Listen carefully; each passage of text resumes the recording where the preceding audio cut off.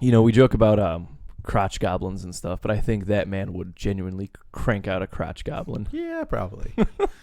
Now, you guys don't need to know who we're talking about because it's none of your fucking business. But yeah, we had a good laugh. That's the thing with podcasts. It kind of is their business now. You know what I mean? Not really. Not when the person's not in the room. None of their concern, right? Oh, you right. This is true. I woke up kind of late yesterday. Yeah. Later than usual, right? It wasn't anything absurd.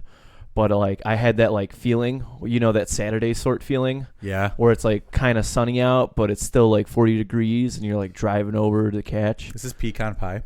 What's up? This is pecan pie. No. Oh, by the way, listeners, we're doing another strange soda test. This is not pecan pie.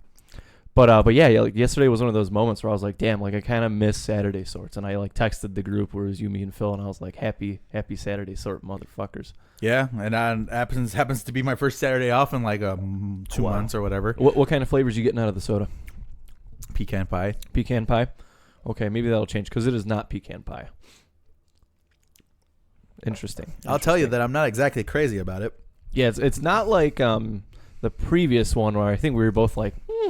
Yeah, that was we should order some more of that. This is it's not fuck awful, nightmarishly awful. I'm getting so I know what the flavor is, but I'm getting Tootsie Roll flavors out of it.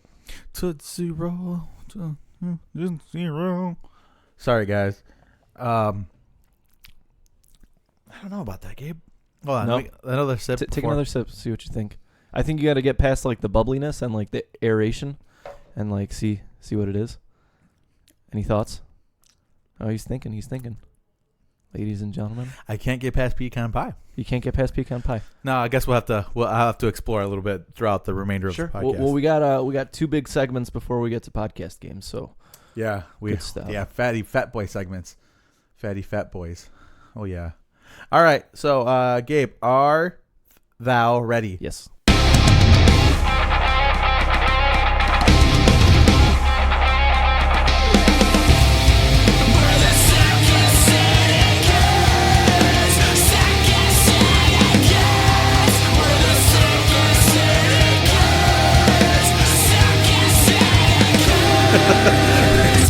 I'm sorry if you heard my laugh and have disrupted the intro because I asked Gabe in the middle of it, I'm like, what episode is this? And Gabe's like, I'm seeing 142. Okay. What is going on, guys? Welcome to the Second City Kids podcast, episode number 143. Or is it 42? 42. Because 41 was lemon meringue pie. Okay, because that was the last one. Then why do we have 143? You know what it is? Because we skipped a week, and I think one of us instinctively went and changed the thing. Oh, okay, I think that's what it was. Yeah, I might have to. I'm gonna cut that out. You and I talking during the intro because I'm sure that's annoying. But yeah. So welcome back to the episode of 142 of the Second City Kids podcast. How was your week, Jacob? It was okay. Last 2 weeks. Obviously, we took the week off because post Thanksgiving. Never mind. I'm not gonna try to get in trouble. But post Thanksgiving, we made decisions that weren't a great idea. So I had forced me to work. Was all I'm gonna say. I gotcha. And so yeah, I took the week off, and I figured wouldn't be ideal to try to sneak you in the middle of the week. I had Wednesday off, but I'm just trying to fucking zone out. Yeah, I played Dungeons and Dragons on Wednesday, buddy. So. Oh, every Wednesday? Yeah. Every Wednesday for how long? Pretty consistently. Not for the past 5 years, if that's what you're getting at with this podcast. Oh, just okay. Okay, fair enough. Alrighty, cool. So, yeah, we are back, and week was fine. Gabe, how was your week? It was all right. Got tattooed this week. What'd you get? I got some arrows tattooed on my bicep. I'd show you, but I'm wearing a long sleeve, so I got to take my stuff off. Too much work. We're not those kind of friends. Absolutely not. But yeah. Other than that, it was a pretty productive week. I hit my first weight goal, so we're slimming down. Nice. And yeah, man, the cocaine really helps. Curb the appetite. Wouldn't be a pie without Gabe making some kind of inappropriate remark. Anyway, it was a pretty average week, but we got a beefy agenda because usually when we skip, shit stacks up. Yeah. So let's get right into it. Talk to me about Hasbro. So Hasbro requires Death Row Records, the rap record. Yeah, the one that did Tupac and fucking Snoop Dogg and all those fucking guys in the 90s. Hasbro, huh? Yeah, Hasbro. Does that mean we're gonna get 50 cent action figures? I'm hoping it gives us fucking Monopoly.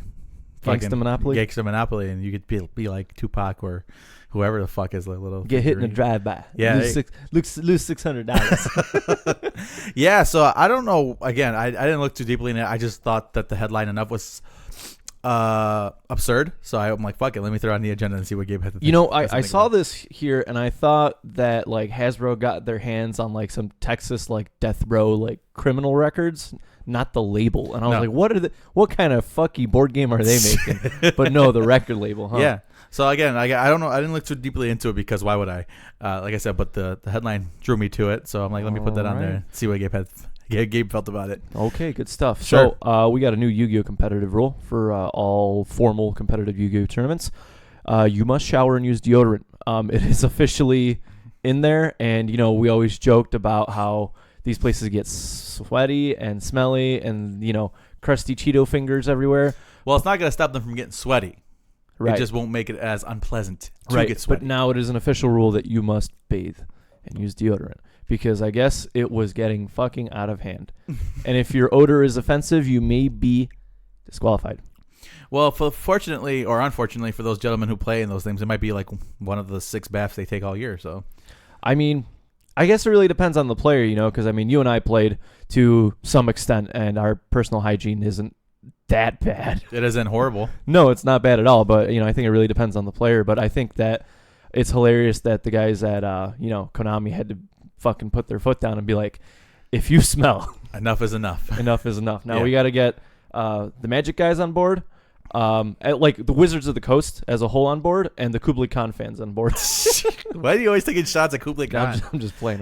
Always those type of statements to Kublai Khan. Disrespectful. Good stuff. Let's talk some movies, TVs, and books. So Disney Plus finally added a resume watching button. Sweet. Took them like 10 days to do it, which is a bit absurd because whenever I'd scroll over to Phil of the Future, I'd have to fucking find the episode I left off on, which is so like archaic. Yeah, that's pretty hardcore. Yeah, about time. I mean, that's you would think, in theory, that this would be one of those things that like, oh yeah, give them a resume watching or continue watching button. But do you think that they purposefully left it out initially? I would hope not, because why would? Well, because think about it, right? Because now people are like, oh, well, Disney's like actively like learning and improving their like service, right? You know what I mean? Yeah, but it also makes them look incredibly inept to begin with. Yeah, I mean, I guess that's also a point. I'm just kind of curious as to why that wasn't included initially. I'm trying to find a reason, and I mean, I don't think Disney Plus was like plush. I don't think Disney Plus was that rushed, right? Disney Plush, I like that. Yeah, like I don't think they were like struggling to like get it out. I feel like we got the announcement like early on, and then we waited probably close to a year before we got it, right? Sounds about right. Yeah, I don't know. That's a little funky. I don't know. Like I said, if anything, it makes them look worse. I don't know. Do you, Disney? Do you? Yeah, for sure. I mean, right. They don't need any of our advice to fucking make more money. All right. Speaking about Disney, The Mandalorian finally dethrones Stranger Things as the most streamed original. We have 3 seasons of Stranger Things. We have, 4 episodes of The Mandalorian out? 5 now. 5. Wow. Yeah, for sure. And now I speak for the person who's been keeping up actively with The Mandalorian, which I don't keep up actively with really much of anything outside of sports when it comes to like TV related stuff. I love it. It's absolutely fantastic. And I was telling Adriana, it was a good problem to have when you want more. I think that's probably the biggest compliment you can give to like a streaming, on the internet kind of a situation where you're like, I just want more. I want more of it. So apparently they pushed back the date in which they dropped the show because they have a tie-in with the new movie. Okay. And they don't want to potentially spoil what's going on in the next movie. Interesting. So, because I think it was coming out on Wednesdays and now it's out on Thursdays. So Thursdays are usually when movies come out. So imagine before the episode, they're like, hey, there's a spoiler or something related to the... watch the movie first. The movie, if you don't want to get anything ruined, watch the movie first. Which is also kind of a nice little, what's the one for? World building advertisement. Oh yeah, for the movie. Be like, check out the movie. Good stuff. Because you could potentially get something spoiled for you. Me personally, I have been diving because I have been keeping up with The Mandalorian. It makes me want to yearn for more Star Wars stuff. So I've been watching. I watched episode 1 and 2 yesterday. That's good stuff. Yeah, Phantom Menace and Attack of the Clones. We'll say Attack of the Clones does not deserve the hate that it gets. No, not that bad. Yeah. Okay, so here's a fun little side story. We have a buddy who like literally did a like balls deep Star Wars dive. It was his first time watching any Star Wars property, right? And so he watched all the movies, and he finally caught up today. And so the next thing he's watching is Episode 9, right? Mm-hmm. And so he had some interesting thoughts and tidbits about everything and just how like, oh, why is this or why is that? And I'm like, damn, I never really thought about it from that angle. Like, what the fuck is this? You know what I mean? Oh. And so it's interesting seeing like a grown-ass man get into Star Wars for the first time and kind of experience it and live through it, because one of his reactions was like, dude, I fucking hate the ending for Episode 4. And I was like, what? Episode 4? He's like, yeah, I fucking hated that in 6. And I was like, now that's a hot take. Like, I don't think I've heard that ever before. Interesting. And so what was the wrong with that? Never mind. Okay. I didn't dive too deeply into it. Okay. And me and my buddy Greg, we were just like, well, I don't know, write a letter to fucking George Lucas or go back in time and smack him around a bit. It's fucking 50 years too late at this point. Correct. But yeah, I'm gonna sit down with him and I'm gonna be like, what did you think about every movie? I'm gonna jot down some notes, and I don't know, I think it'd be interesting to see it from like an outsider's perspective. For sure, because I'm at this point where I'm like, okay, what order do I show Elisana? Do I show it chronologically? Do I show machete order? Machete order? Yeah. 4, 5, 2, 3, 6. 2, 3. No, oh fuck, because now we got to count for Rogue One. And Solo. Oh shit. And Solo. Yeah, because it used to be a lot easier before Disney was cranking them out. Because machete order was 4, 5, 1 was optional, 2, 3, 6. So you saw Luke's story, then you saw Anakin's story, and then they both wrapped up together. Okay. In 6. But now we got to account for 3 more movies in the main line and 2 more in the sideline. Oh, fuck me, man. Yeah. So it's kind of hard. Like, do you have better context of what everything meant in 4 because of Rogue One? Like, does that add a layer of flavor to the film now that we know what happened in Rogue One? Like, well, also we gotta like account for like people's like attention span have gotten much shorter over the years. You know what I mean? Because 4 came out in 1977. I believe so, yeah. And that was like a spectacle at the time because people had never seen something like that. But in a day and age where everything's instant gratification, like immediate, like right now type of stuff, and you have Marvel cranking out things like Spider-Man and the Avengers and stuff, it's like, well, what do you show your daughter first to kind of make sure she enjoys it or she at least appreciates it, right? I guess at this point, because like you said, it's almost like a choose your destiny kind of situation, because I guess you could kind of do whatever you want. I mean, don't get me wrong, I love 4, but it is a bit of a slow burn. It is one of the slower ones for sure.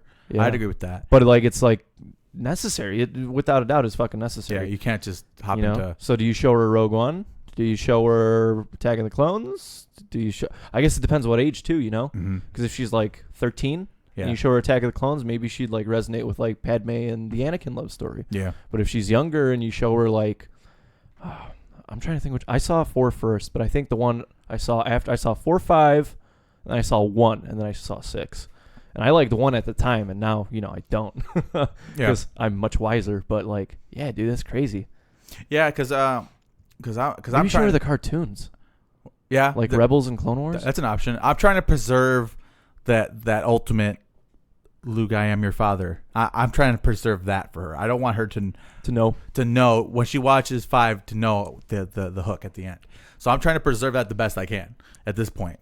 So I'm kind of tiptoeing around it because she's a baby, she's 2 now, but she's starting to retain stuff, right? Mm-hmm. And she's goo goo gaga and all over the house, bro. Yeah, and I don't want to have her be like, oh yeah, I knew that because we watched it when it was 2.5 one time and I remembered. I'm trying to avoid that. So yeah, man, this is like 4D chess right now. You gotta set it up very carefully. Yeah, absolutely. Maybe you should sit her down and play her one of the more like action-y packed ones. Yeah. Like Clones, and just see if she'll like sit there for a better chunk of the movie, and maybe do that over the years, like slowly, just kind of, or maybe even the Mandalorian, dude. Well, she loves it. The Mandalorian. She loves it. She loves it. We all do. Everybody in the house, anytime the Mandalorian comes on, we all sit down on the couch and we watch it. That's awesome, man. So yeah, we love the Mandalorian, but yeah, I mean, I guess I have to play it out and, like you said, kind of play 4D chess and strategize on how. Because like in an ideal world, 5 and 6 would be, like movies 3 or 4 that you show her. Yeah. They'd be towards the middle or towards the end. Yeah. depending. Because like I said, now we got to account for fucking 7, 8, and 9. I'm totally forgetting about those. Yeah. Because this wasn't an argument 10 years ago. No, it wasn't. Yeah, for sure. It's hard to do because of that. And maybe prop it up, set up 4 when she's like a 4-ish, and then give her some time. And then so she starts to understand it, and because 4 is very kiddie in nature. I don't give a fuck what any nerd says. Those movies are kids' movies. But and then 5, which is the least kiddie of them, as she starts to mature a little bit and understand. 6 is full blown kid too, because the Ewoks and all that stuff, and Jabba's palace and whatnot, which is kind of just debauchery and fucking. Yeah. I need me a Jabba's palace in real life, buddy, for sure. And then. Yeah, but then you go back to where does Rogue One fit into it? Like it's so hard. Well, it's difficult, man. Yeah, you and I may have to write this, strategize this. And then we got to account for like, because you can build a puzzle any way you want, right? As long as you get the end picture. But like, where the fuck do you start? Most people start with corners and straight lines and obvious fits. You know what I mean? Yeah. But it's like the question is, when is your daughter going to see the big picture and all this stuff? You know what I mean? She may put together a corner now and a corner then, but in 5 years' time, is she going to know that like the events of Rogue One led directly into Episode 4? Correct. And why Vader was so fucking furious at the beginning of 4. Yeah. You know what I mean? For sure. Like he just saw you speed away and you said, no, not us. Yeah. But well, yeah, we didn't do it. we didn't do shit. You know what I mean? You must be seeing stuff. But so I think we just spent 15 minutes talking about how to introduce your daughter to Star Wars and preserve the ESB moment that like everybody was waiting for. Yeah, so like I said, maybe off air, you and I will one day have to like, okay, this is why we should do it. This is the definitive order, and you'll be able to carry it on when you have kids one day. Yeah, right. It'll be even harder for my kids because then we're gonna have like 180 hours of content to plow through. You have Boba's Fett yoga or something like that. Boba's Fett yoga. You have to fucking find a way. Jamie, pull that up. Anyway, sorry, that was too much. Oh man, that's funny. Sorry. Moving on. What is gauging Star Wars interest? Was that what we just talked about? No. Actually, because we have seen I showed you a poster midpoint last week. I'm like, oh, it's very retro, right? And I think I might have mentioned, or I maybe thought about it in my head. I'm like, she still got Luke's lightsaber, even though that was destroyed at the end of The Last Jedi, right? So I got a couple of things that I thought about, because things that we may not have seen in main canon or in the movies yet. And I'm wondering what you would be interested in having or in seeing introduced maybe in the new one, some other projects moving down the line. Obviously, the Old Republic would be the first one, right? So I'm sure that's a check on your list. Absolutely. We haven't never actually seen in movies how lightsabers are built. No, I don't think we have. We've gotten snippets of here's how it works. There's an emitter. There's the crystal. But fun fact, in Knights of the Old Republic, you build your own lightsaber. Mm-hmm. Anyway, moving on. I would love to see that because it is a big Disney staple at the moment to build your own saber, right? Absolutely. And I guess they've kind of changed the lore to these things. It used to be that a Jedi would select a crystal based on what they were more like leaning towards. Either they were more of a guardian of the Republic, where they were more of the blue, or they were more force oriented, which would be green. Yeah. And of course, the synthetic crystal Sentinels, would be Guardians. Yeah. I forget the third one. Yeah. And counselors. Yeah, counselors. There you go. Yeah. And that's straight from the Old Republic, by the way. Yeah, I know. And obviously the red would be synthetic and whatnot. But apparently now Disney's kind of fucked around with that a little bit, and the lightsaber changes based on their personality or whatever. You have to you can't just go and get a synthetic crystal and make it red. Now you have to make a lightsaber crystal bleed in order for it to turn red.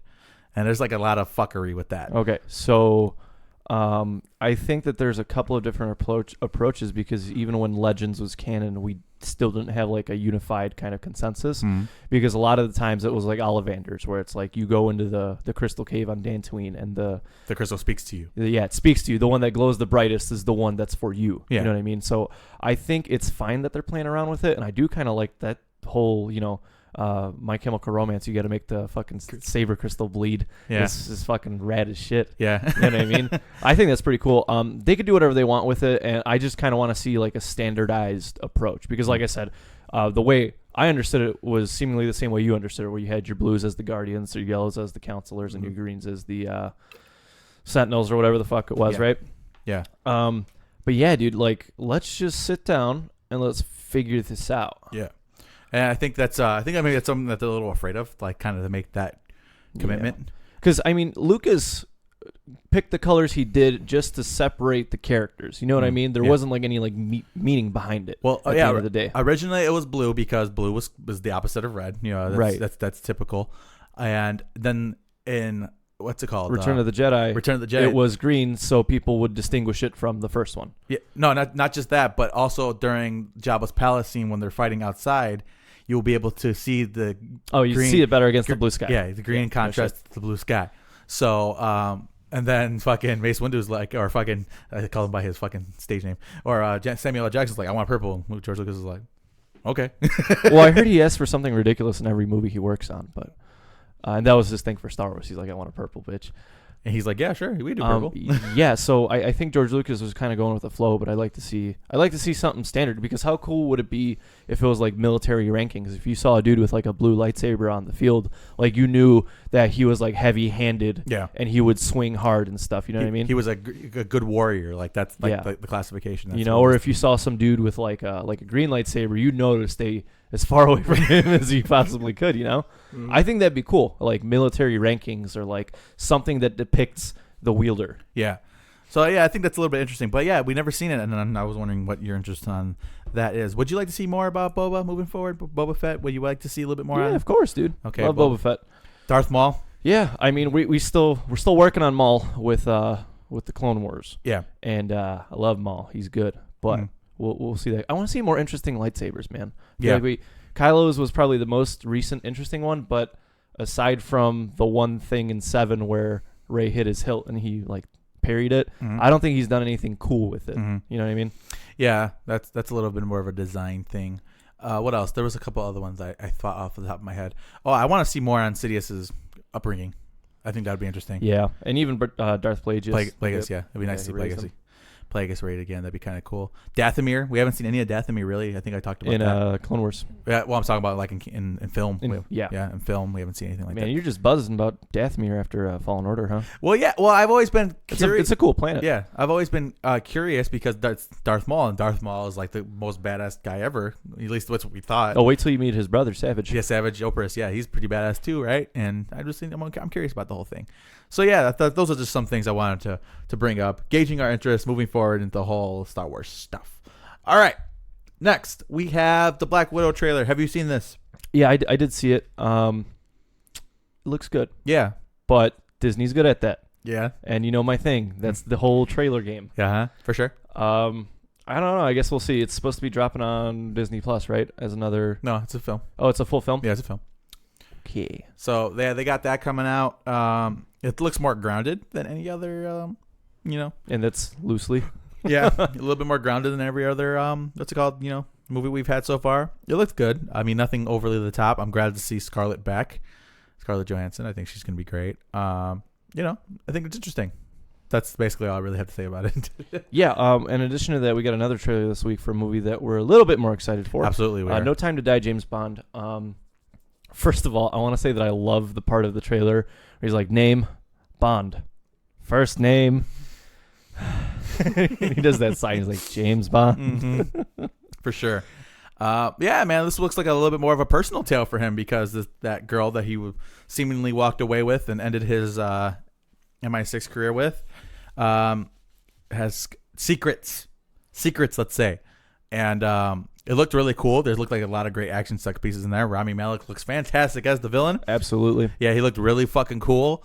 And I am super looking forward to this. The trailer really got me excited. I mean, I was going to see it anyways because I'm a Bond fan and I see all of them. But this looked really fucking cool. Yeah, my only concern is, I like Rami Malek and I expressed my interest in him when he was announced as the villain, that I think he'd do a great fucking job. For sure. My thing is just like, where are they going to take this story? Because, Skyfall is like the story of Bond and like the breakdown of Bond. And they've done so many like angles, especially of the Daniel Craig Bond, that I'm kind of concerned with the approach that they're going to take for this one. Okay. And that's my only concern. Yeah. Because, like I said, it's heavily leaning towards the girl that he walked away with at the end of the last one having secrets. And, he's going to kind of get wrapped up in her shit. And Spectre was a shit show, too. Yeah, for sure. him not knowing if he can trust her. Which at this point, you would think Bond would be a pro at not trusting the woman he falls in love with. You know what I mean? But it is what it is, I guess. We saw a little bit of Christoph Waltz. He's back as Bloomfield. He's been in all of them? No.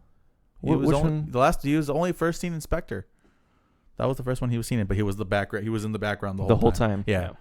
So we get a little bit of that. He looks pretty cool. I mean, he got all scarred up from the end of the last one, so it looks good. And heavily excited about that. Good stuff. Speaking of things that I'm actually kind of looking forward to, Mulan. Yeah, have you seen this new Mulan trailer? I actually have not. Alrighty, so it sets it up very well. It looks great. Visually, it's Disney, so it's going to look cool. They're not going to do any of the music. They're not going to be singing any songs or anything like that.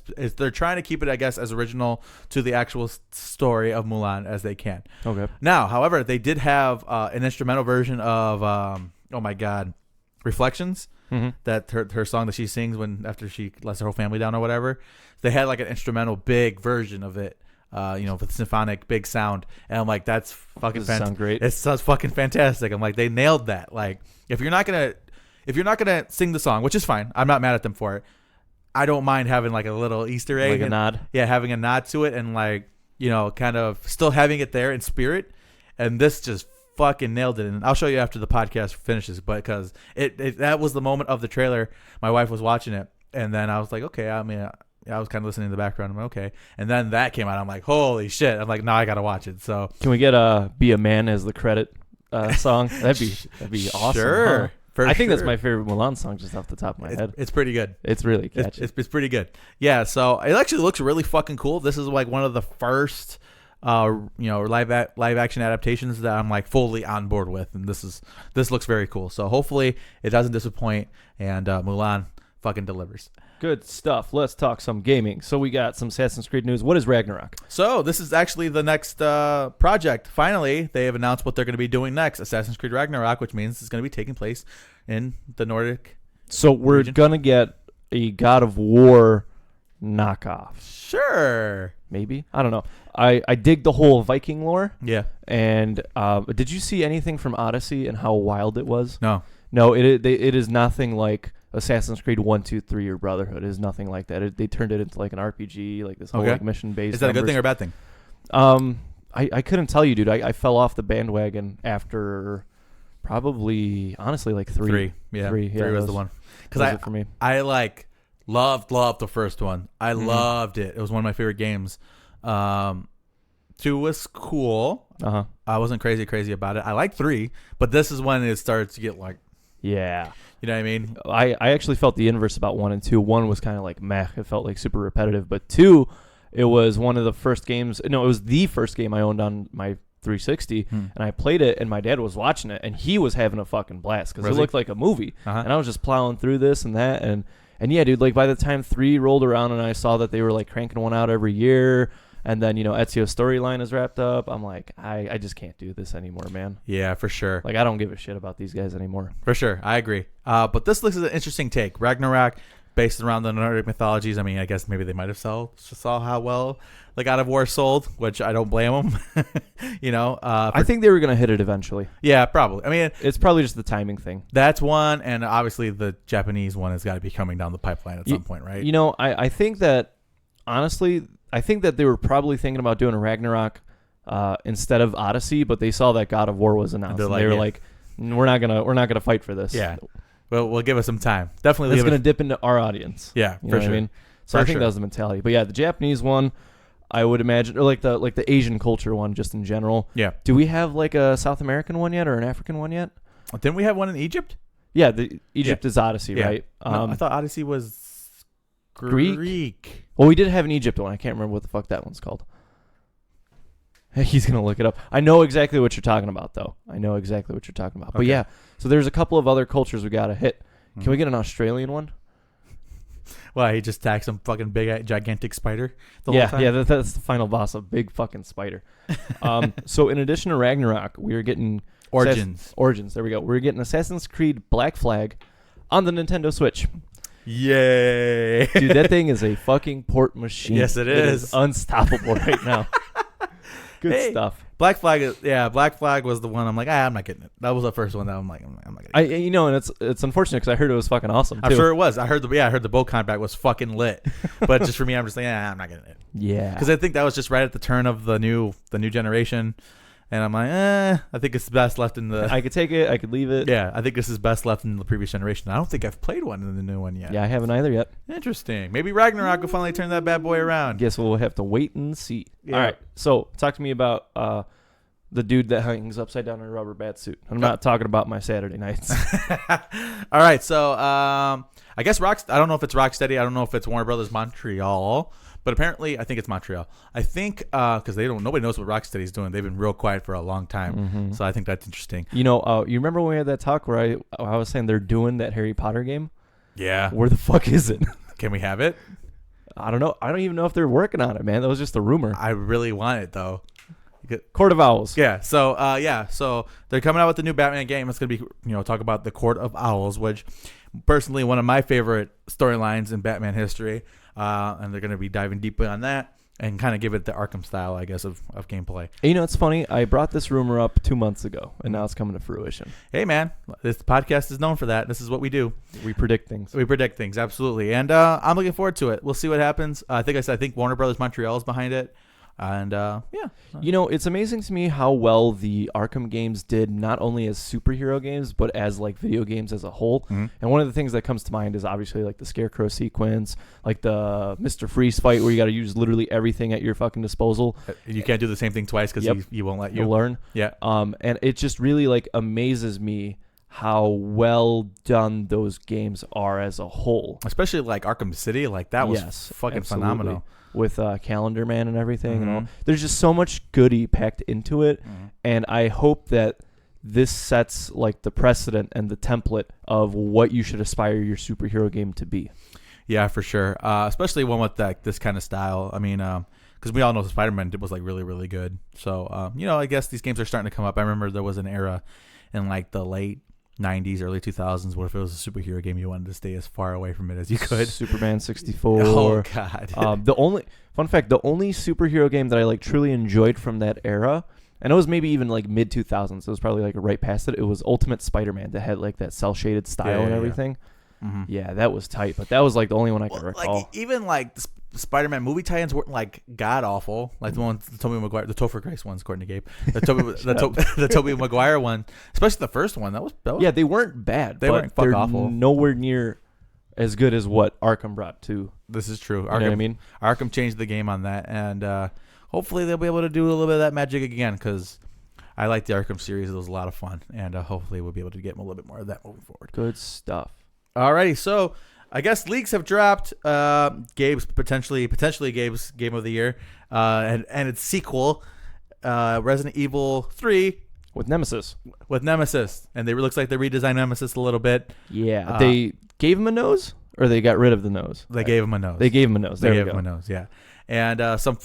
I guess screenshots from the game and some design choices that they've made with some of the characters, Miguel and Jane, whatever the fuck. Something. Yeah, I guess I'm bad at this, I guess.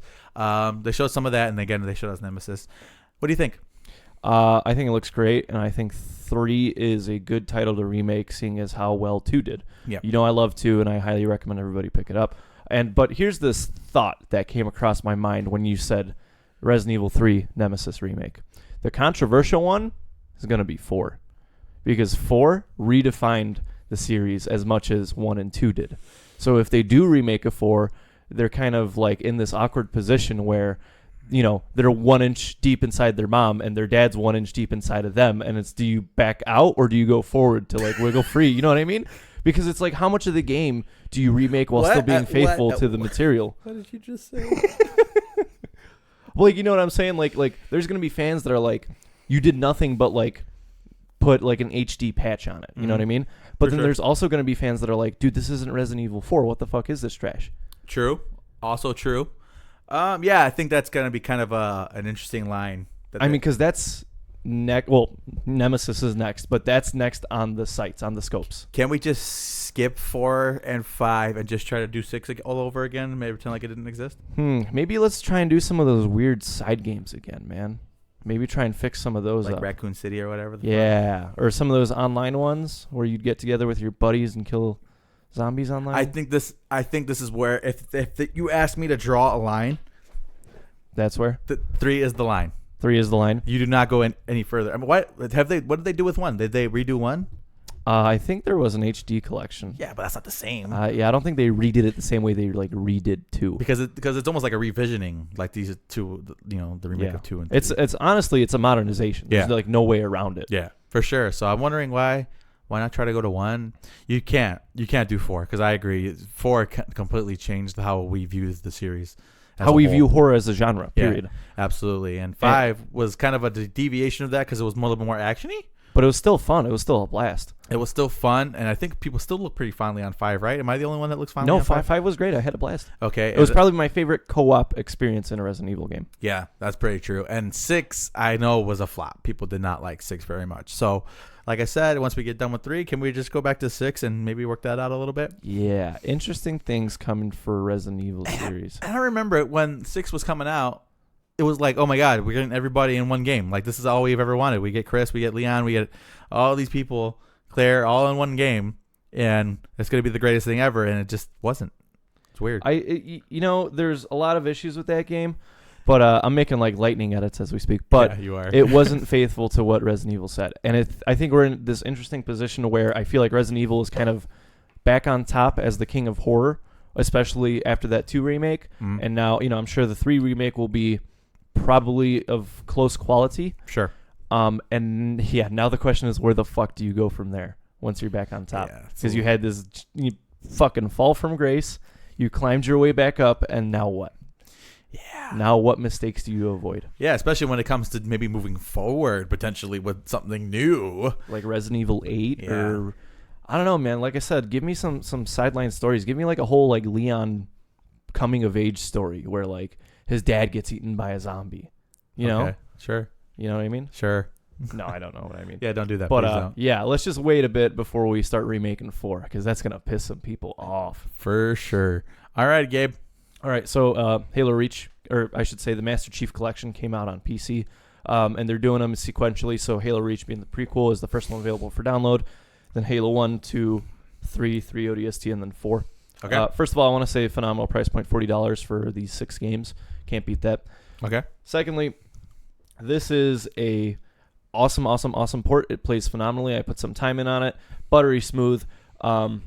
Everything is like I remember it. And when that opening title came on and like the angelic choir came up, I like teared up a little bit. I was like, dude, we are home, and this feels great.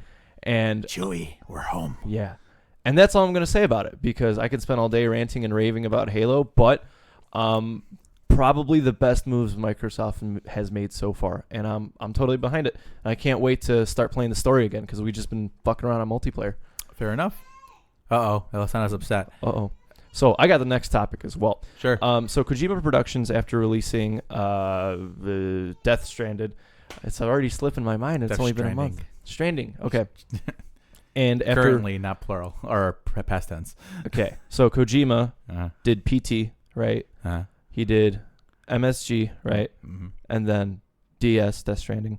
Mm. And now there's talks about Kojima Productions maybe doing movies, maybe doing horror movies.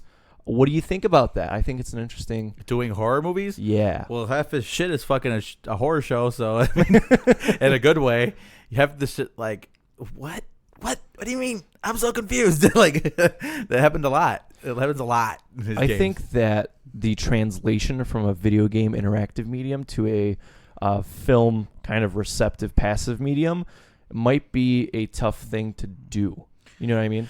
Yeah, for sure. I mean, the dude is incredibly creative, so I'm sure he has some fucked up ideas in the bag of his little crazy head. Did you hear the crazy fucking... Okay, first of all, did you play PT? No. Did you hear some of the wild fucking ideas that were tossed around for there? No. There was some ideas. Somebody found like a document, right? And I can't verify the validity of this. But one of the things on there was that when you sign up for PT and you download it, you like agree to like this like consent waiver, right? And then it uses your PSN email, right? And then when you're playing through the game at a certain point, you'll get an email from the game. And that's supposed to... Dude, how fucking terrifying is that shit? You'll get an email from some character in the game about what you need to do. How fucked up is that, dude? I read that and I was like, I think I would shit my pants. Yeah. What kind of 40 fucking experience is that? I mean, it's not one I want to have. If anybody in gaming is trying to transcend gaming, it's Kojima. It's Kojima, yeah. So I'm with it. I'll give him a shot. I'll watch a couple movies. Hopefully they're not total trash, and hopefully they don't totally confuse me like his games do, in a good way though, where it makes me like want to understand it more. But I'm not against that. I think that's something I'd be into, Gabe. I think that his movies would probably be right up our alleys, I'd imagine. Yeah. My only complaint is that I watched The Irishman, and that was 3.5 hours, and that felt like 3.5 hours. You know really? what I mean? Okay. And that was a slog, and I feel like Kojima would be like, 4 hours, 20 minutes. Fuck me, dude. I mean, yeah. I mean, how, like, his cuts, you don't know how long his total cutscenes were. Dude, what's off of Phantom Pain? It was like 21 hours of cutscenes or something? Yeah, but in fucking, whatchamacallit? And the game before it, Guns of the Patriots, it was 16 hours, and that was on the previous gen. Jesus. Yeah, 16 hours of total cutscene. It's just like, what are you talking about? Oh, man. Yeah, dude. I mean, he's got a vision, and he's got ideas. I'm okay with that. I'll give it a shot. I think it's good, man. When Manson went into painting, people were like, what? But he's not a bad painter. I think it's just simply getting your art out there. For sure. And speaking about surprise birthday things in Metal Gear Solid 5, PlayStation celebrates 25 years, and it's officially the best-selling home entertainment console. It deserves it throughout all the 4 generations. Correct. It's crazy because I know you grew up with a 64, and then you went into a PS2, and I kind of grew up with a PlayStation 1. I think... when was the end of that life cycle? 90. So I was right at the tailspin of that life cycle, but I cherished that fucking console like it was like, you know what I mean? And I think that's wild, just looking back at how many years the PlayStation has spanned, how many people it's affected and touched in like meaningful ways. And I mean, thank you, Sony, for like the hours and hours of fucking entertainment. Yeah. So this brought up a subject, and I don't know if this is something that we'd have to carry over to next week. But basically, I wanted to go through what you thought, because I think Sony did a write-up on this, and I thought that was interesting.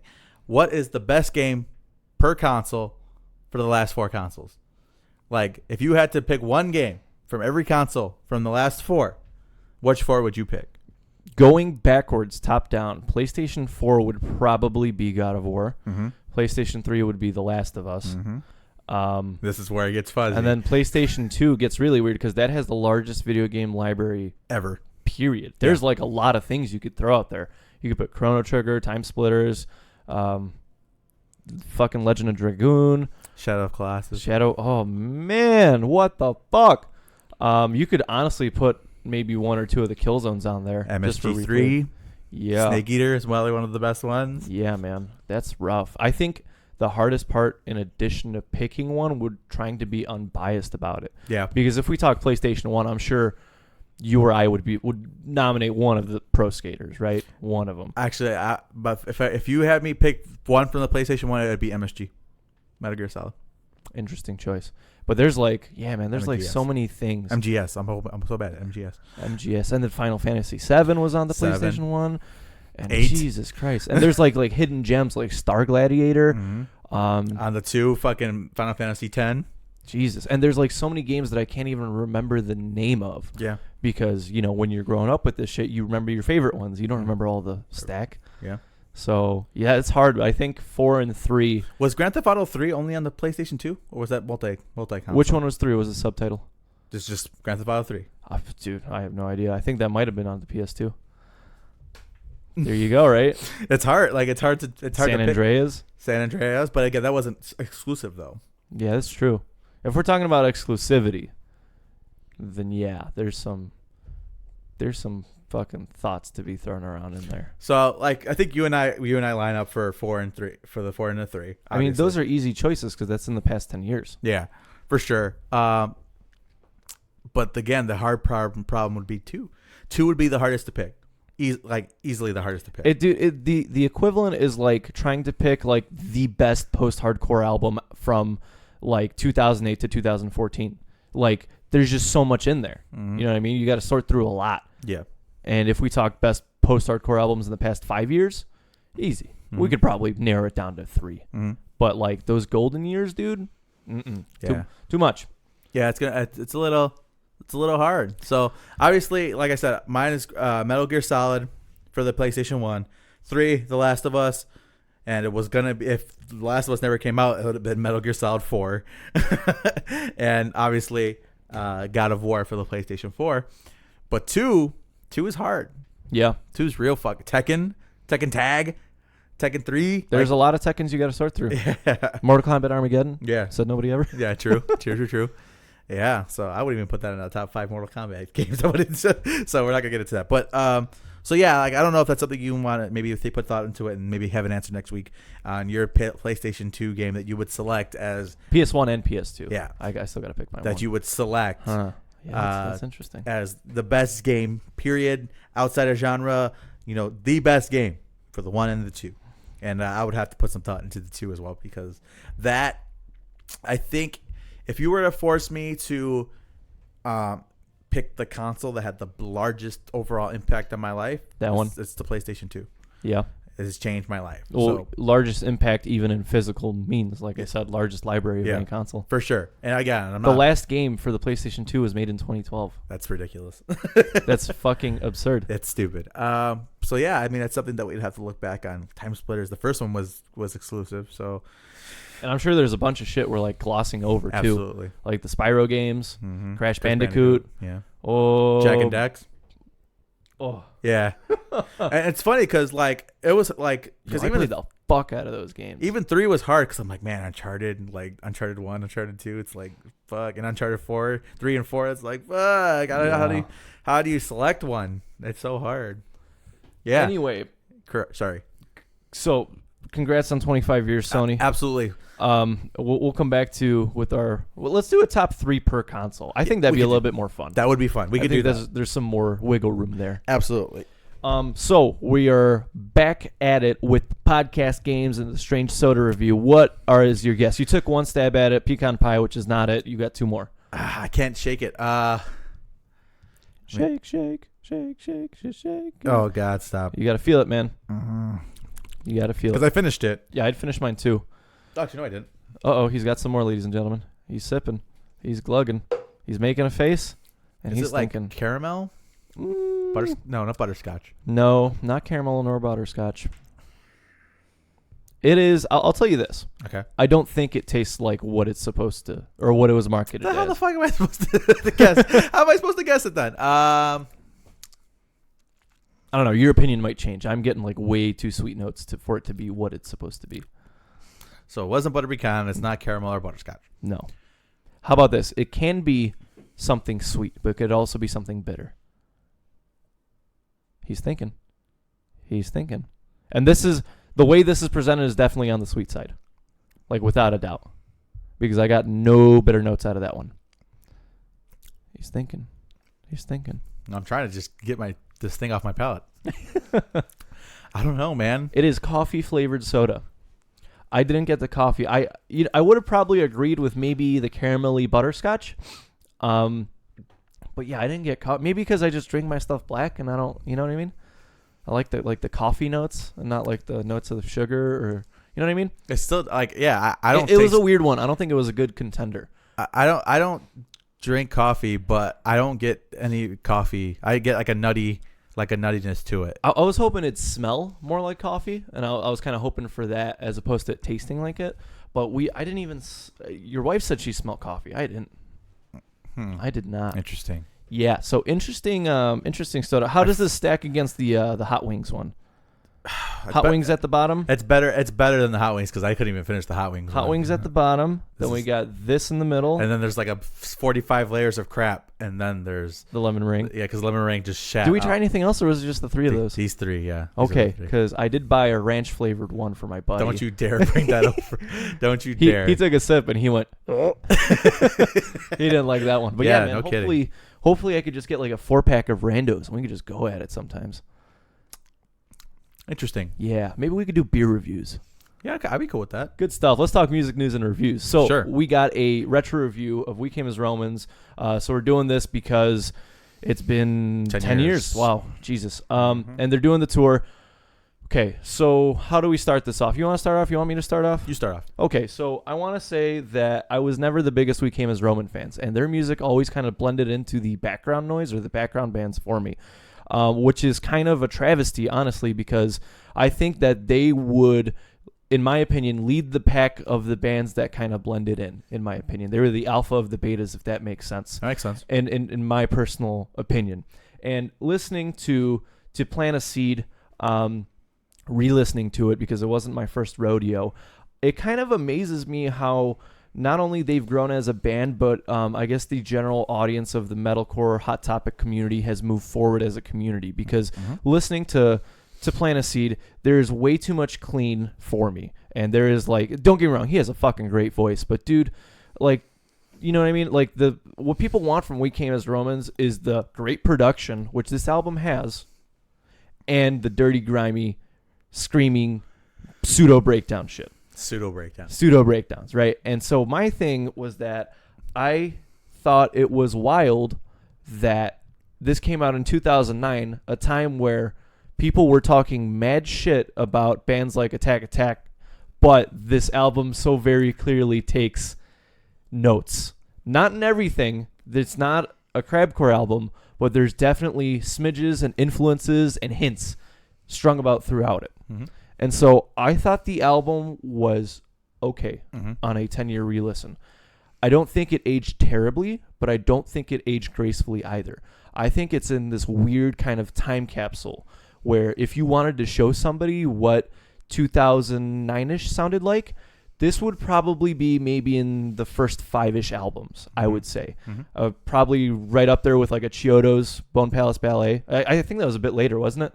Oh, it's about the same time. About the same time. Maybe earlier, in 2007, 2008, probably. But yeah, I think that would be like right around the same time period of like, hey man, like what did music sound like? What did the metalcore community sound like when you were 13? And I think that this album would probably place in there. I don't see myself coming back to this album anytime soon, honestly. But like I said, it's in this weird floating time space where it perfectly captures what it felt like to get Neon Cartoon Monster merch. But it's not something that I would personally rebuy, re-listen, or consistently bump throughout my years. For sure. What did you think? All right, so I was a big fan of this album when it dropped, because I was like there when it came out, and they were like one of those bands that I put immediate stock into, because I thought that they had a big future. After looking back, I will say that I basically agree with you on most of your sentiments. I don't like the production. Sure, that's fair. Big shock. Take a guess who did it. Is it what's his face? Oh boy, that you hate, Sturgis? Correct. Yes. It sounds like exactly like Joey Sturgis' production to me. I think the parts to be fair, this was probably before it was like overly saturated, like that style. It started, This was like the start of it for sure. And to me, it's like I said, I enjoyed it at the time. Looking back, I'm like, if it came out now, I would probably shit all over it, just because it's too clean. There's not a balance. It's very heavily catered towards. I feel like they were trying to do what A Day to Remember captured, where A Day to Remember has a good balance and they know when to incorporate left and right. Whereas We Came as Romans, they're like, we got a guy that can sing. Yeah. Let's put him up front. So yeah, and I was a big fan of him, but it's just for some reason for me, maybe as I'm gotten older, it just disconnects. You know, I don't feel attached to it anymore. To me, the problem of the band was always Kyle. He was never an exceptional vocalist. He was never a pretty vocalist. He was even worse live, which is part of the reason why I stopped kind of following them. Sure. Because I saw them live one time, and I'm like, what the fuck was that? And I never want to see that alive again. And I don't think I have, actually, now I think about it. When was the last time you saw him? 2012? Or whatever Warped Tour that was, that they played. And I'm just like, I was not impressed about it. And then meanwhile, the Architects are playing on another stage. I'm like, I'm going to go over there. You know what I mean? That way. Yeah, I'm going to go over there. And so to me, it's just, it falls flat in a lot of ways. I just wish that there was a level of let's not fucking make it sound perfect. Let's make it sound like a band is actually playing it and that we're not throwing our instruments through a computer. It was a little bit too cleaned up. Yeah. It's like when you have like a corporate visit and everybody is like on their best behavior. Yeah, and you know that people are not, you know what I mean? Like, yeah, people don't behave like that absolutely, normally. Absolutely. And that's kind of the vibe I get from it. It's just it doesn't impress me at all anymore.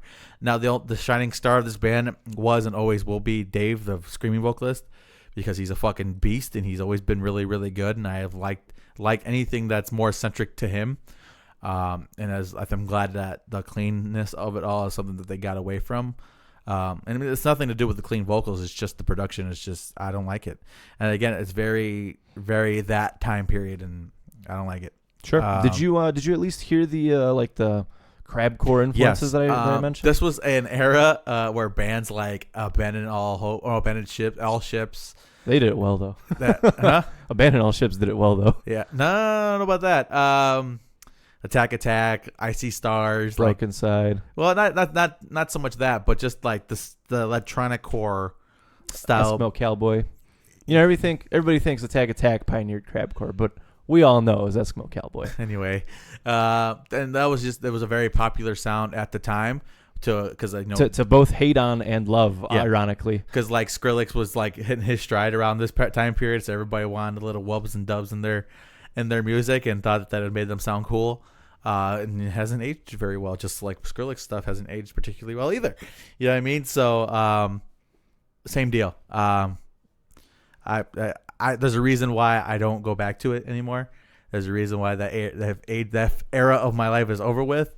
And I look more forward to what they're doing now than more. Yeah, their 2015 release was actually really good. Yeah, which album name fucking eludes me. 2015. It was the one with the dude in the head. He's like in the meditative pose. Do you know what I'm talking about? Hold on. We're both looking it up now. We Came as Romans, because they kind of, like I said, they fell off. Oh, it was the self-titled We Came as Romans. They had a self-titled? Yeah, We Came as Romans by We Came as Romans. Really? They have a self-titled? I didn't know that. Yeah, the 2015 release. I actually kind of quite enjoyed that. And okay. And the last album, Cold Like War, wasn't too bad either. Yeah. They, I don't know. I think this is a band that perhaps hit their stride really early. And then they definitely then sprouted. They got tired out towards the end of the race. I think that in a day and age where, I don't know, bands that have been doing this for 20, 30 years, Slipknot, Every Time I Die, some of the fucking favorites on the show have more personality now than ever. Yeah. We Came as Romans is struggling in that department because they're still kind of blending into the background. Well, I think the next album is going to give them a chance because obviously Kyle passed away. I think it's going to kind of give them the opportunity to shed. And I get it. I know it's horrible to say. I've said this multiple times, but to shed kind of a weakness of theirs. And there were songs, like I said, the last album, Cold Like War, where I'm like, if they sounded more like this, as opposed to only doing it half the time, that I would enjoy them a lot more. And maybe they'll be able to explore that because they had 2 singles come out not too long ago that you and I both enjoyed them. One more than other, but we enjoyed it. You know what I mean? And we'll see what happens moving forward with them.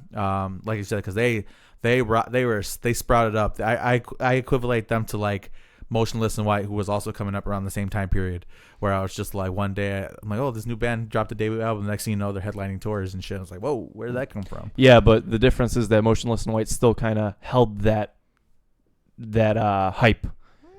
Maybe different fan base, but they're still headlining tours. Well, so are they. I guess that's a good point. Yeah, so as We Came as Romans. But I guess we'll have to wait and see.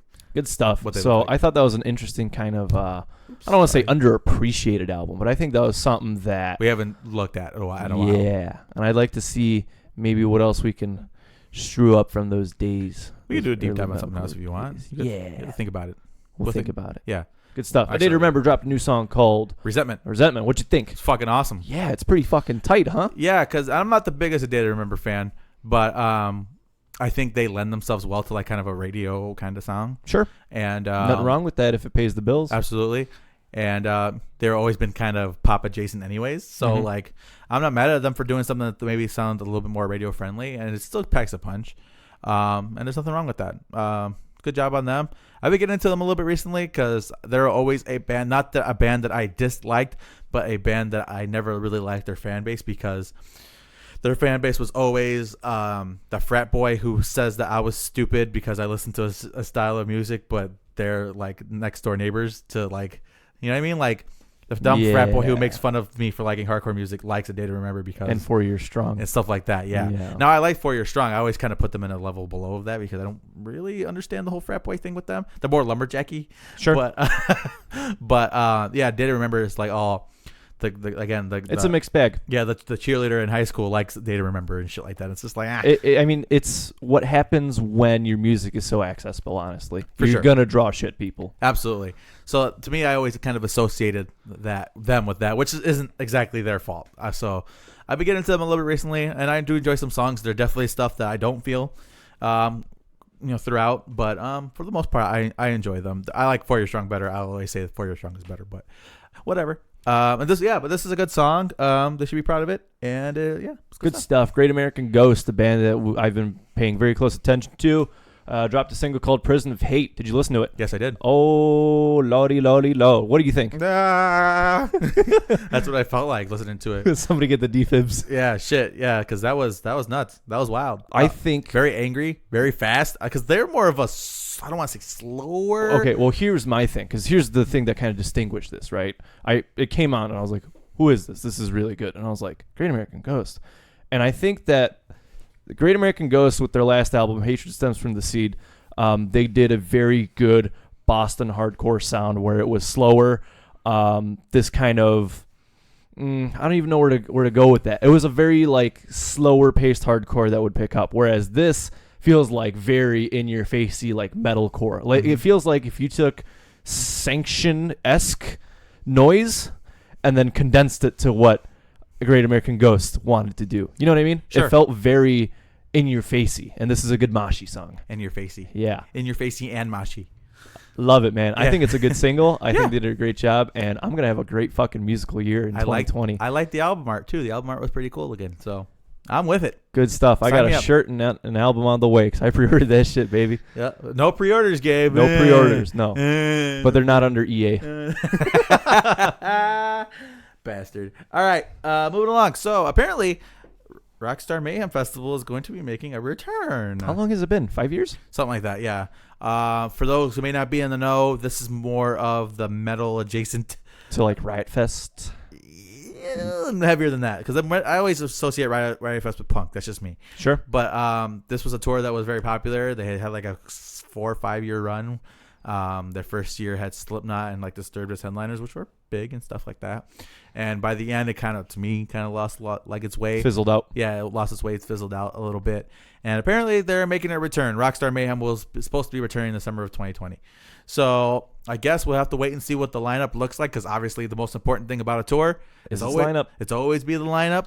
But I'm okay with that. I think it's funny that Rockstar has abandoned their energy drink. The last tour that they did this summer. Oh, what the fuck was that called? Oh, the one you went to go see. What was that fucking called? I have no idea what it was called. Disrupt. Yeah, that's kind of funny. I think they kind of abandoned that. Maybe I don't know. Maybe because they're gonna be focusing on more metal stuff. Who knows? Maybe they'll do both of them, and Disrupt will be more of the Warped Tour crowd, and Mayhem will be more of the metal. Mayhem crowd. Yeah. You know, we can adopt those Slaughterfest kids because Lord knows they need a home. They haven't had a home in 20 years. Yeah, maybe. I don't know. I guess we'll have to wait and see it. Like I said, the most important thing is the lineup.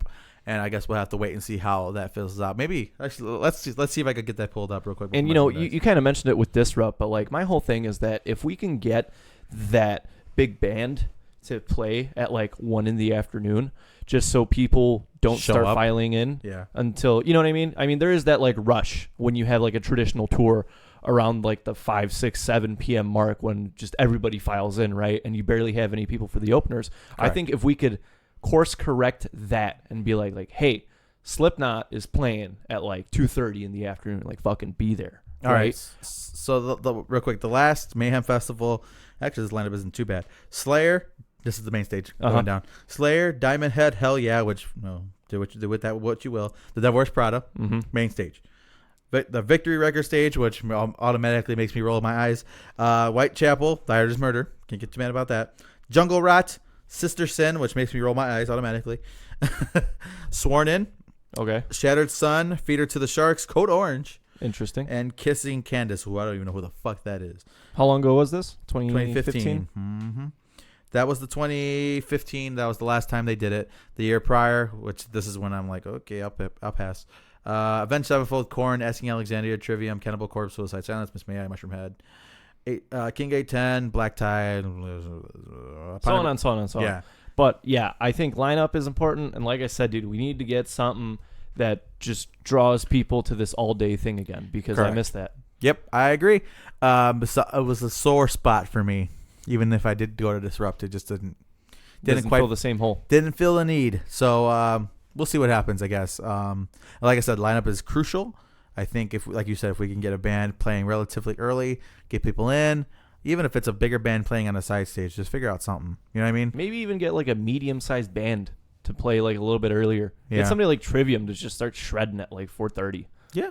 You know? Yeah. I think 4:30 is reasonable. Yeah. Enough of that. I mean, they don't require, Trivium doesn't require the biggest stage ever, right? So no, but they still draw a crowd. Absolutely. And I think that's the important thing. Yeah. I mean, if I were to do it, I mean, I'd probably put like if you had me plan it, I'd probably put like fucking Knock Loose on it for sure. Code Orange stays on. Those two would be perfect for like a mid-afternoon set, man. Absolutely. And then blow it out with like Slipknot if you can get them to come. I mean, they did it once. Why not do it again? Right. Maybe like a Metallica. Huh. Yeah, good luck with that one. Get a Metallica playing like a Mayhem or something like that. Like that would be fucking lit. You know? I don't know. Oh, so okay, actually that is coming up. So we'll talk about that in a minute. But yeah, that's something that we've talked about. Speaking of trends, because this is something that I was actually just about to bring up. Have you noticed the trend that bands are doing cruises?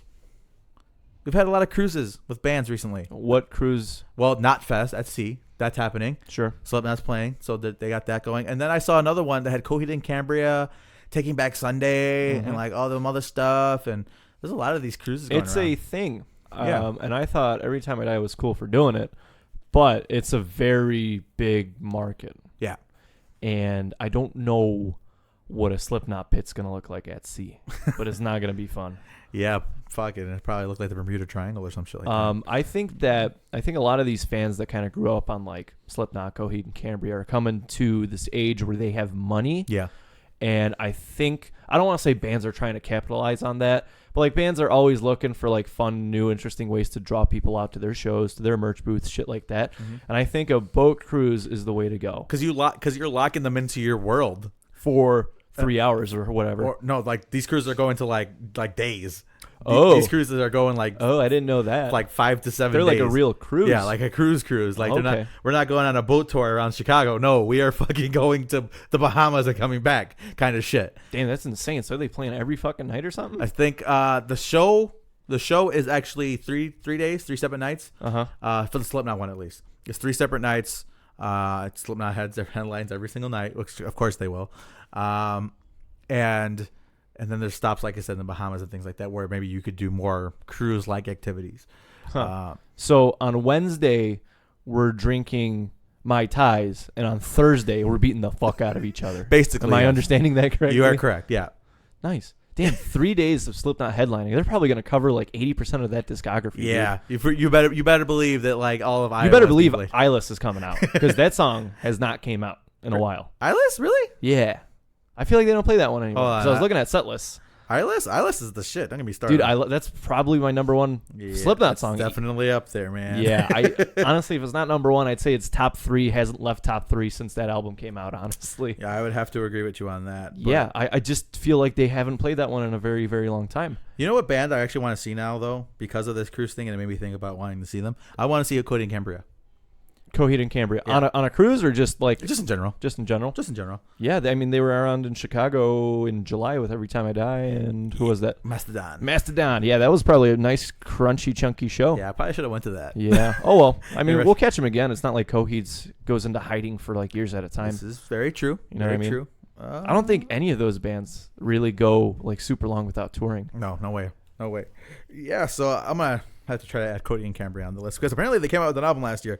From what I heard, it was excellent. It was pretty fucking awesome. So I'm gonna have to do some research, because I like them. I mean, I don't know. There's something about the style that I enjoy. There's this weird like artsiness to the guitar work that's Absolutely. like just so intricate, like clockwork. You know what I mean? And they got like a wonderful like story. Like everything's a concept album to them, so it's all wrapped in this story. Oh, Mastodon too. Everything's a fucking concept album. Really? Mastodon, yeah. I didn't know that. What, bro? Look, the 4 albums are literally the 4 elements. Really? Dude, go back and listen to Crack the Sky, dude. I had to take a look at that too. Oh man, maybe that's why they decided they want to tour together. Yeah. Interesting. And then meanwhile, every time I die, fuck yeah. For sure. So let's talk about the elder statement. The elder statement in the scene. Let's talk about the Used. Yeah. Okay. So the Used dropped a track called "Blow Me" with Jason Butler. What'd you think? I enjoyed it. Yeah, I thought it was fun. I thought the Used kind of beckoned back to their former style, kind of like Taste of Ink days. Maybe a little Bird in the Wormy. There you go. That's closer. I dug it, and I think Jason's part was really good, and it really kind of, I don't want to say bugs me, but like I feel like he highlights this track really fucking well. He does. It actually had me convinced that if the Used ever needs another vocalist, if Bert can't go anymore, they should probably recruit Jason to be the full-time and it's insane because we don't have a Used Fever split yet, or a Used and Pressure Cracks split yet, or a Used and I can't remember what his other band's name is split yet. What's the name of the band? He has 3 like projects going on right now. He has Fever, he has Pressure Cracks, and then there was one more that I think we covered briefly. Huh. But yeah, I just think that I love this side of Jason Butler, and clearly Fever 333 is like his passion project. Well, that shit just don't vibe with me. You know what I mean? I want to see this like the emo-y. You know what you want? What do I want? You want Let Live is what you want, motherfucker. Yeah, I want Let Live to come back. You caught me. I'm guiding this to I miss Let Live. You just want Let Live. That's all you want. Yeah. Just say it. It's okay. Speaking about bands I miss, you want to know what I've been bumping like all these past 2 weeks? What have you been bumping? To the Wind. Oh, yeah? Dude. How many times have you cried? I don't know. At least once in album rotation. True. Oh, man. True. Yeah, I want Let Live to come back. I want The Bled to come back. And speaking about The Bled, we totally forgot one thing. Did we talk about Scary Kids Scaring Kids? We talked about them last week. Oh, okay. Then we're good. Yeah, we talked about them last week. But yeah, man, this is a good song. I enjoyed it. And yeah, I agree. Let's just get a split. Like 5 songs, 6 songs. I think it'd be fun. Jason Butler fucking stole the show. Very typical of him. He's very, very good at stealing the show. Very front-man-y. Yeah. Who would have thought? Interesting. I don't get the coffee taste, Gabe. I don't know. Man. I don't get it either, man. But that's what it was labeled as. Can we get Jason Butler on a Norma Jean track? Hello. Feature of the year. Quit talking craziness. Feature Gabe. of the year. Quit talking craziness. Yeah. That's all I'm gonna say. No, and then the world shatters.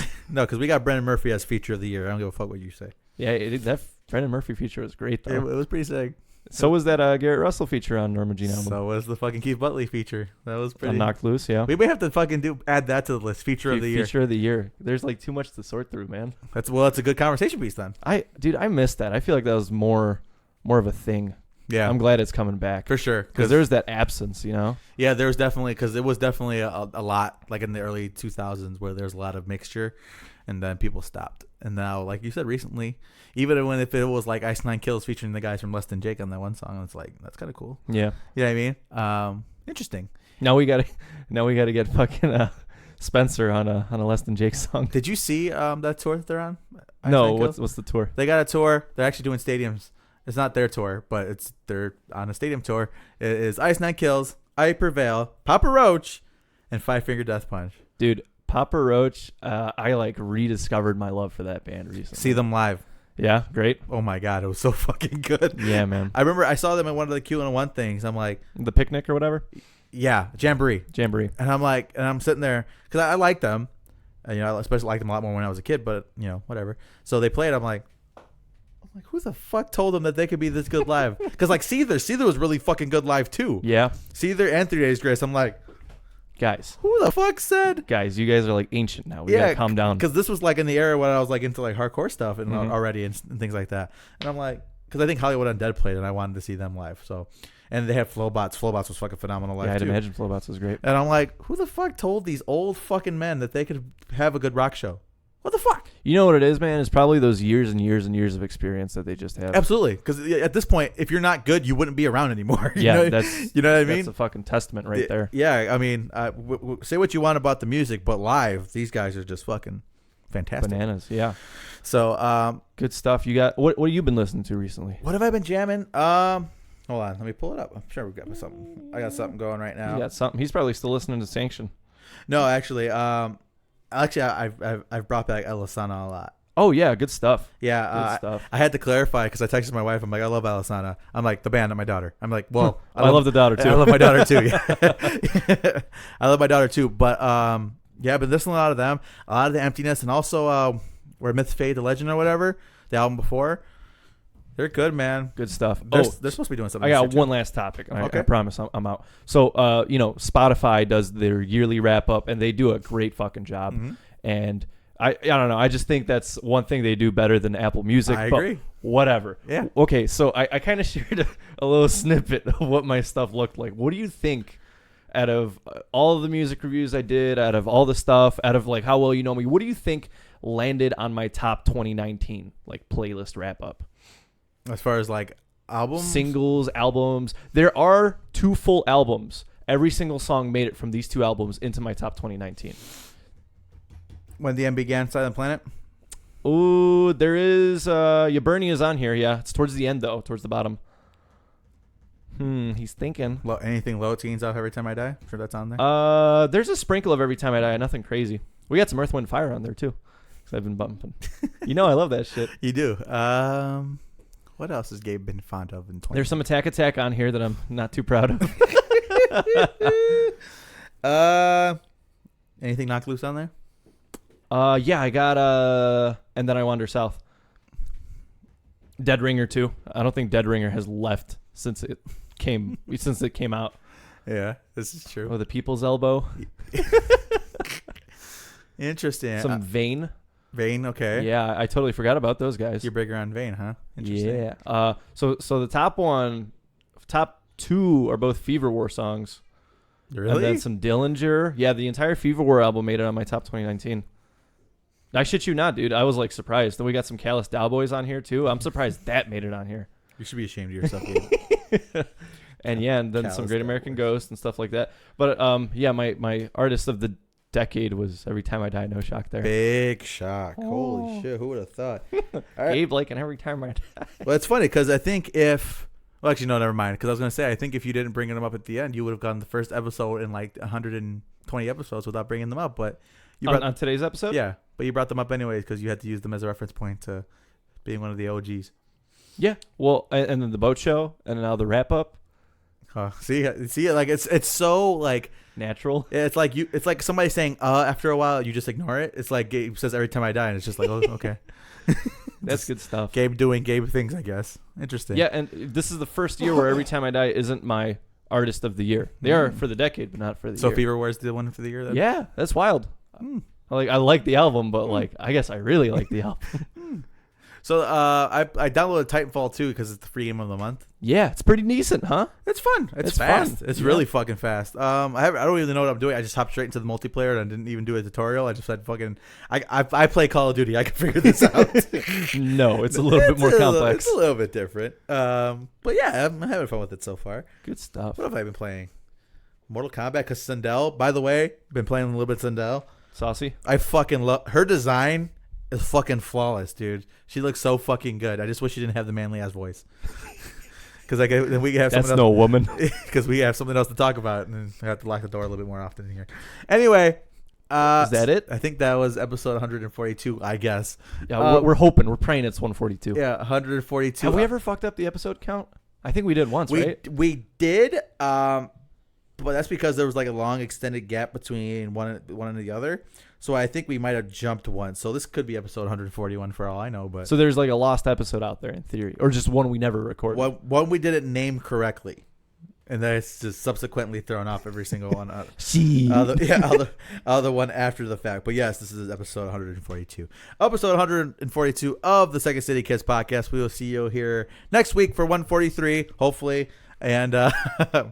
So we don't have another stacked agenda like that. But yeah, we'll see you guys next week. And until next time, deuces.